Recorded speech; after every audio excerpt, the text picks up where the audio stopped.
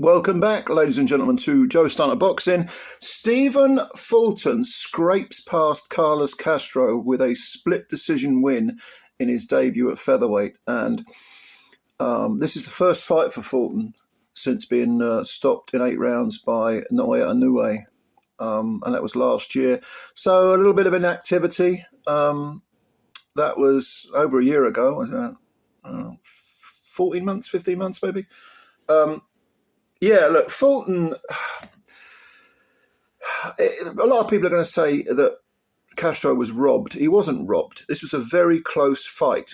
I had it 95-94 for Fulton. If you're telling me that you had Castro a point or two ahead, no problem. It wasn't a robbery. It was a close fight, split decision. And Fulton moved to 22 wins with 8 KOs and the 1 defeat.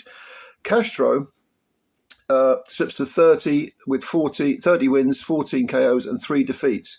Now, he can be irritated by this defeat because had he thrown more, he's an orthodox fighter, had he thrown more backhands, more right hands, he might have won this fight.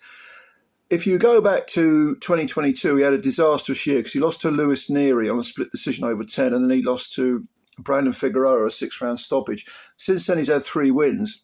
And I don't know what the hell Figueroa was throwing at him because Castro showed a really good chin in this fight. And he also showed an excellent jab. The early rounds, I mean, I think I gave the first 3 to Fulton, but there wasn't a lot in it. But it was very noticeable how Castro was pumping the jab. Bang, bang with the jab, constantly, jab with the jab, that whole thing. I have to say that Fulton looked physically stronger, even though he was the one moving up to 126.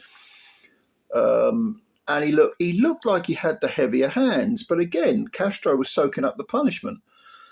Now, in the 5th round, at the start of it, Fulton started to look as if he was really getting into the swing of things. He was coming forward more, being a bit more cavalier, firing heavier punches, more of them, more combinations. And then lo and behold, he gets clipped with the right hand. And down he goes. And he's hurt. He's definitely hurt. And Castro, with only 14 knockouts in 30 victories, you would think, well, he's not the hardest hitter. But when he landed that right hand, it was definitely having an effect on Fulton. And he tried to get Fulton out of there in the 5th round. Fulton was hurt. Castro went after him. There was still 90 seconds more, maybe, of the round left. He was chasing after Fulton.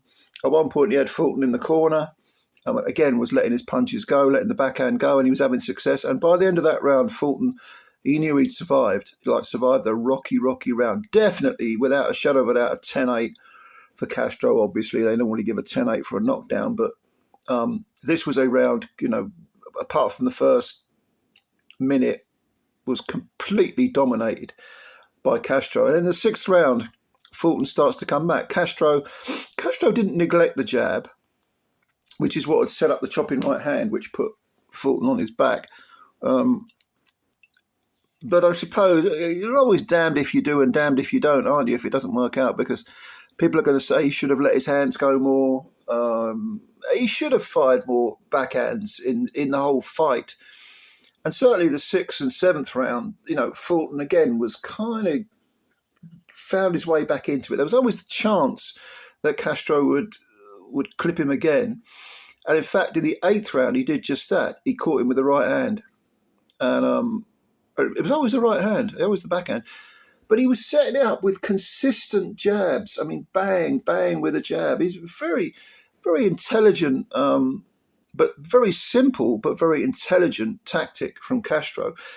Fulton, a guy who likes to box a bit. Okay, well, I'll jab with the jabber. One of the old boxing cliches. And he was having a great time in there. And in the 8th round, Fulton again was ragged. He didn't go down, but he was shaken clearly. Definitely around to Castro. I think I gave Castro the 9th as well, although that was tougher. And in a 10th round, Fulton, feeling that he needed that final round, I have to give him credit for that. He went after Castro, and apart from the last 5 seconds of the round, I thought, where he got clipped again, I thought he definitely won that round. So it was a close one. It was a close one. And Castro will complain about this. I mean, he's a Mexican from, he's 30 years old, I think, roughly 30, I think he is. Fulton's about 30 as well, I think. He'll be annoyed by this defeat. But,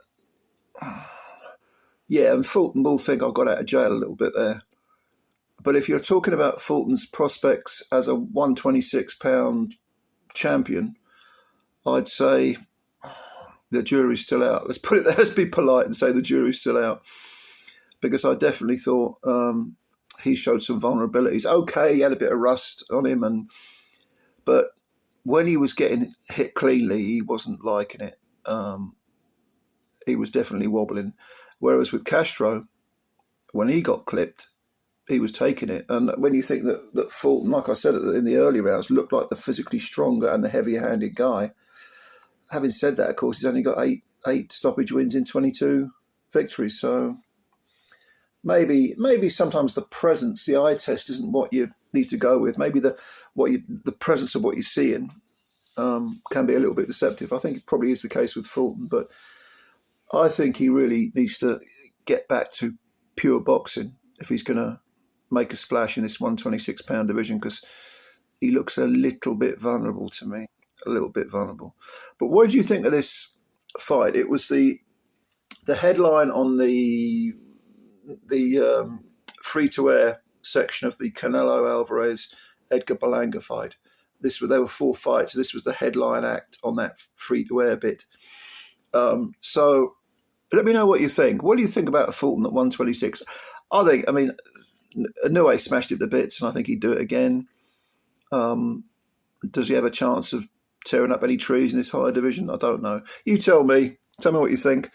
And please, as I always say, thank you for your time, but subscribe to the channel if you're new. If you could help us out and hit the like button, that would be great as well. And yeah, I'm looking forward to reading your comments. Okay, ladies and gentlemen, I'll speak to you soon, and bye for now.